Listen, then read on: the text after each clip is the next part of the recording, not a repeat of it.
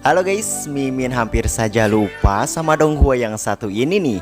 Masih dengan alur cerita Ju Tianji. Jadi buat kalian yang klik video ini berarti sudah menonton part sebelumnya ya. Tapi kalau belum bisa ditonton dulu. Oke lah, daripada bikin macet jalan karena ngabuburit dan keburu ada yang skip, kita langsung saja ke alur ceritanya. Dan buat kalian yang suka dengan channel ini, jangan ragu dan jangan sungkan, langsung saja disubrek ya. 不知道那位李师兄有没有发现我留给他的惊喜？ Oke cuy, lanjut dari episode sebelumnya. Kali ini Li Qingsan yang tengah berkultivasi, ia dibuat merasakan rasa sakit yang begitu menggoyangkan. Bahkan ia sempat mengingat perkataan Lin Fei, yang mana Lin Fei berkata kalau ketika Li Qingsan menyentuh dantiannya, maka akan terasa sakit. Hal itu jelas membuatnya bertanya-tanya dari mana asal-usul bocah ini. Namun karena hanya dengan sedikit aura pedang Taiyi yang Lin Fei tanamkan di tubuhnya, ia pun menggerutu kalau setelah ia berhasil menghilangkan aura pedang Taiyi di tubuhnya, tunggu saja kau, pasti akan kubunuh. Anjoy, ngeri cuy. Lalu Xin beralih ke puncak Yuheng, kediaman Lin Fei. Song Tianxing yang merasa memiliki hutang budi yang besar kepada si Lin Fei, ia pun berniat untuk memberitahu sebuah kabar menggoyangkan yang baru saja ia dengar. Dan ketika Lin Fei keluar dari gubuk rumahnya, Tianxing pun memberanikan diri untuk berbicara kalau sebenarnya kedatangannya ini hanya ingin memberitahu Lin Fei kalau Paman Guru Wu baru mendapatkan sebuah tungku angin dan hujan, yang mana hal itu bisa membuat Mas Moire Lin Fei menjadi benih pedang. Lalu setelah itu ia pun lari seedan-edannya. Namun sayangnya pada episode kemarin emas itu sudah Lin Fei murnikan, dan sekarang Lin Fei hanya membutuhkan emas murni lagi. Tak lama dari itu tiba-tiba Zhong Yang pun datang membawa kabar kalau gurunya Lin Fei, Luo Shenxiao, memintanya untuk segera menghadapnya. Dan singkat cerita, di kediaman sang guru, Lin Fei diberitahu kalau gurunya mendengar seseorang akan menukar sebuah emas murni yang bisa ditempa dengan sebuah senjata ajaib cuy. Wow, kebetulan sekali dan merasa sangat bahagia, Lin Fei pun segera menanyakan keberadaan dan kualitas emas tersebut. Namun karena gurunya tidak melihat secara langsung, ia pun menyarankan Lin Fei untuk segera pergi ke sana sebelum diambil oleh orang lain.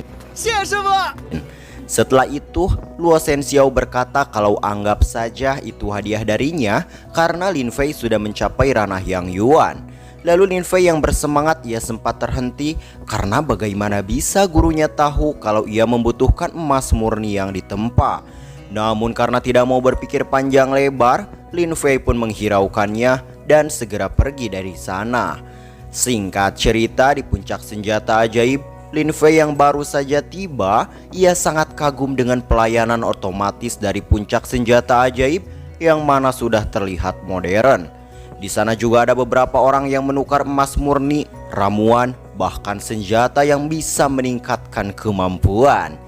Lalu ketika sedang melamun, Lin Fei dihampiri salah seorang pelayan yang akan memperlihatkan apa saja yang ada di pertukaran senjata ini. 咱们这万宝楼啊，看似不大，实则别有洞天啊！说是容纳万宝，可一点都不夸张。 Dan tidak disangka-sangka, ternyata Song Tianxing juga berada di sana mengikuti si Lin Fei.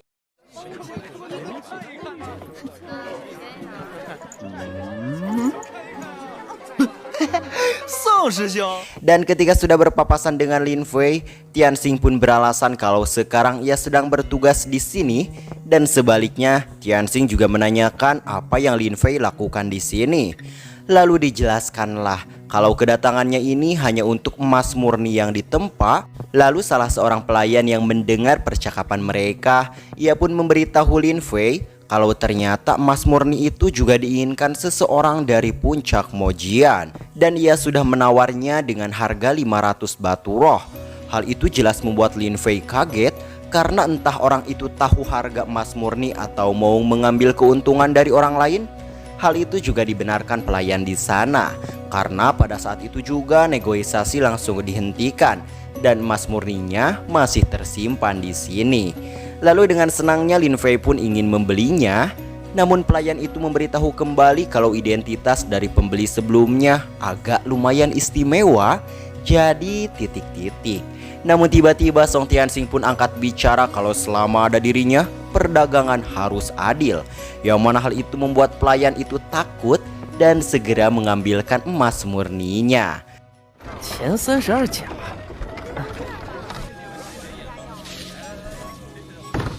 Ketika sudah di depan mata, dengan girang gembiranya Lin Fei pun meraba-raba emas itu. Lalu Tianxing yang menyuruh Lin Fei mencari seseorang untuk mengidentifikasi emas itu, ia dibantah karena Lin Fei sudah tahu kalau ini adalah emas murni obsidian kelas 4. Wow, hal itu jelas menimbulkan pertanyaan dari Tianxing. Karena keceplosan dan tidak ingin menimbulkan masalah yang lebih serius, Lin Fei hanya mengatakan kalau ia mempelajarinya dari gurunya. Karena Tianxing juga tahu kalau Luo Shenxiao selalu terobsesi dengan hal semacam ini, maka tidak heran juga muridnya tahu. Lalu kemudian Lin Fei menanyakan harga dari emas ini. Lalu dibalaslah kalau pemilik emas ini menginginkan senjata yang bisa menahan Evil Yin atau Yin jahat. Tetapi jika dengan batu roh yang seharga dengan senjata itu juga tidak masalah. Lalu ketika Lin Fei akan menukarkannya, tiba-tiba senior Li Chun beang kerok yang ingin keuntungan dari orang lain pun datang dan segera meminta emasnya dibungkus. Namun pelayan di sana berkata kembali kalau dirinya hanyalah perantara dan tidak bisa memutuskan penjualannya. Ya kali dijual murah ya kan? Lalu Lin Fei yang menyapa kedatangannya itu, ia membuatnya panik. Karena pada episode sebelumnya Li Chun dihajar habis-habisan oleh si Lin Fei. Lalu Lin Fei menegaskan kalau emas murni ini adalah miliknya.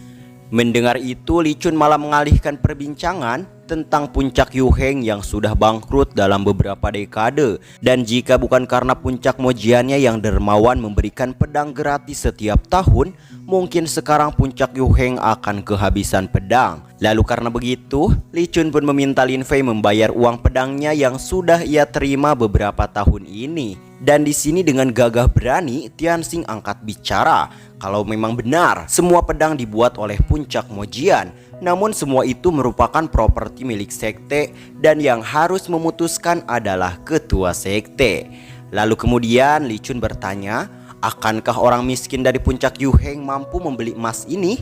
Lalu dijawablah oleh si Lin Fei kalau penjualnya menginginkan senjata yang tahan akan yin jahat dan kebetulan ia memilikinya. Tidak percaya karena senjata ajaib sangatlah susah didapatkan, Li Chun pun menantang Lin Fei untuk menunjukkannya. Dan pada saat itu juga, semua orang pun sangat kagum akan senjata ajaib itu. Bahkan ketika pelayan di sana memeriksanya, senjata itu memanglah asli bahkan dengan atribut api yang diinginkan pemilik emas murni obsidian ini. Dengan kagetnya Li Chun pun melihat senjata itu. Namun pada saat bersamaan Lin Fei juga merebutnya kembali. Namun masih kekeh tidak ingin emas itu jatuh ke tangan si Lin Fei, Li Chun beralasan kalau siapa cepat dia yang dapat. Dan karena ia yang pertama datang, maka ia yang akan mendapatkannya. Kata itu jelas dibantah Tianxing karena pertukaran senjata ajaib haruslah adil dan benar. Lin Fei juga ikut nimbrung bahwasannya ia meledek Li Chun dengan kata hebat menggonggong namun tidak bisa menggigit. Wow, kata itu jelas membuatnya murka dan membuat semua orang yang hadir ketakutan. Dan pada saat bersamaan Tianxing meminta salah seorang pelayan untuk segera memanggil senior Kong Fang. Lalu di sini Li Chun berkata, bahkan kalau Luo Shenxiao bertemu dengannya pasti akan menundukkan kepala. Hal itu jelas membuat Lin Fei sang murid murka dan melancarkan serangan. Namun masih sombong akan kemampuan dirinya, Li Chun pun mengerahkan jurus pedang guntur api miliknya. Namun nihil, hanya dengan satu tebasan Li Chun pun kalah telak. Dan pada saat itu juga, senior Kong Fang, orang yang bertanggung jawab atas pertukaran senjata ajaib pun datang.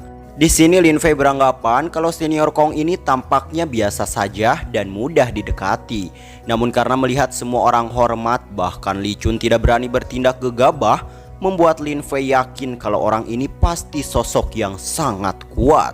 Lalu Tianxing juga memberitahu Lin Fei kalau senior ini bukanlah orang kaleng-kaleng karena senior Wang Lingguannya saja tidak berani menyinggungnya. Lalu kemudian Lin Fei pun segera menghampiri dan memperkenalkan diri sekaligus meminta maaf atas kecerobohannya ini. Namun siapa sangka Kong Fang tidak mempermasalahkannya. Bahkan ia berkata jika Lin Fei datang ke sini lagi, ia akan meluangkan waktu untuknya. Hal itu jelas membuat semua orang melongo, terutama si Song Tianxing, karena orang yang sangat dikagumi dan dihormati di kalangan orang-orang kuat sekte Wenjian ternyata sangatlah ramah dan penuh perhatian seperti itu. Lalu karena begitu, Lin Fei dan Song Tianxing pun pamit undur diri. Namun sebelum pergi, Lin Fei sempat menanyakan kesepakatan yang mereka buat sebelumnya apa masih berlaku. Lalu karena masih bisa, Lin Fei pun memberikan lentera ajaib miliknya. Dan setelah negosiasi dengan penjualnya, maka nanti emas itu akan diantar ke kediaman si Lin Fei.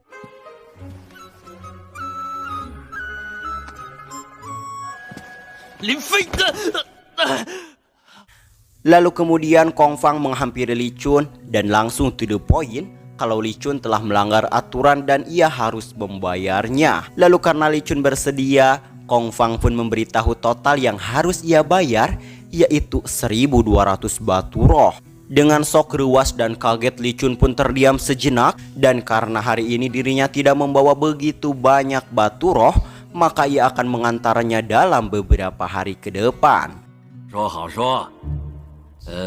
Lalu singkat cerita, salah seorang pelayan menanyakan kepada Kong Fang kenapa ia tidak menghukum Lin Fei, karena Lin Fei juga bersalah.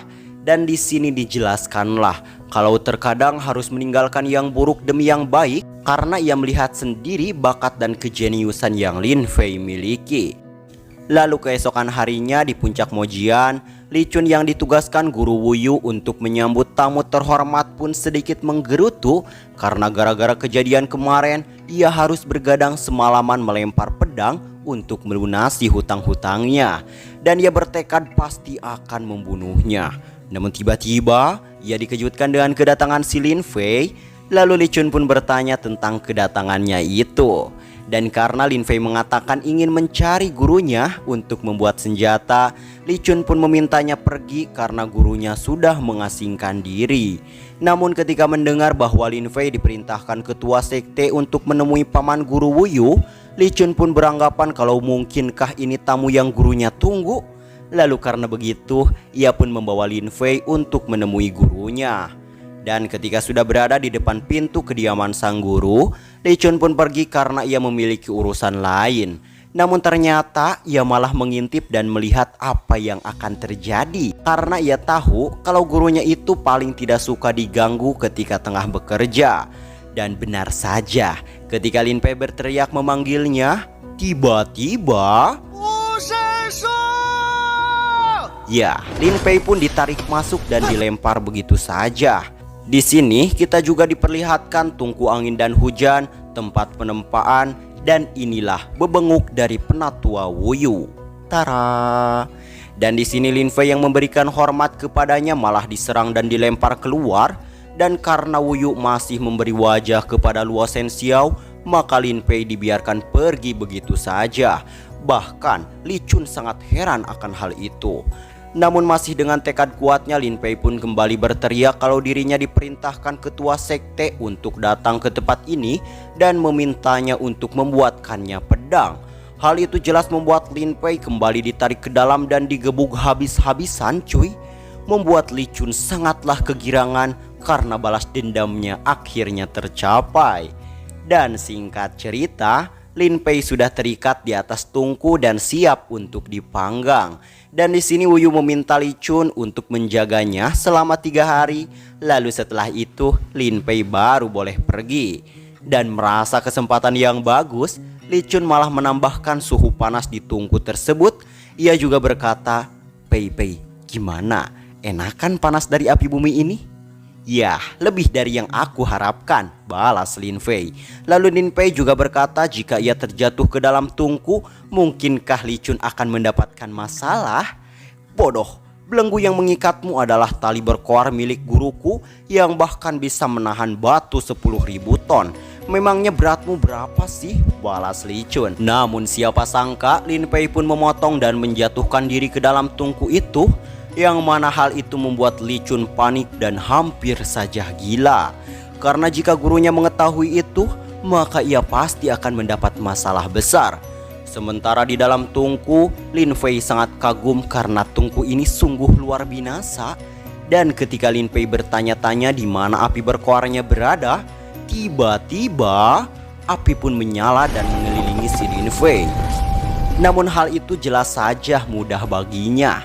Dan ketika itu juga muncullah penghuni dari tungku ini. Di sini, Lin Pei masih berada di ranah menengah Yang Yuan, sedangkan salamander api berada di ranah puncak Yang Yuan. Sempat terjadi pergelutan di antara mereka, namun ketika itu juga Lin Fei mengaktifkan sebuah formasi dan menyegel makhluk itu.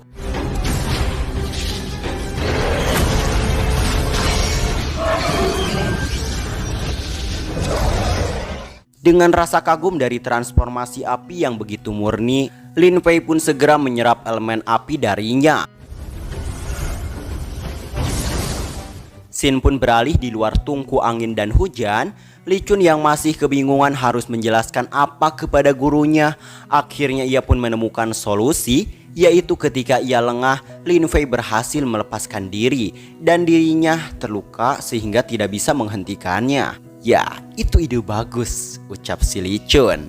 Kembali kepada Lin Fei, seusai menyerap elemen api dari salamander api, Lin Fei sangat senang karena kotoran sewaktu di pembangunan pondasi akhirnya sudah dibersihkan, dan semua itu berkat salamander api ini.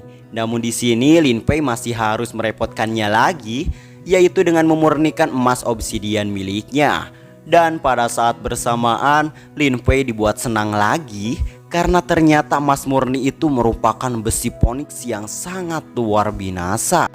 Namun siapa sangka karena hal itu juga salamander api menjadi sangat-sangat marah, sehingga api di sana menjadi sangat ganas.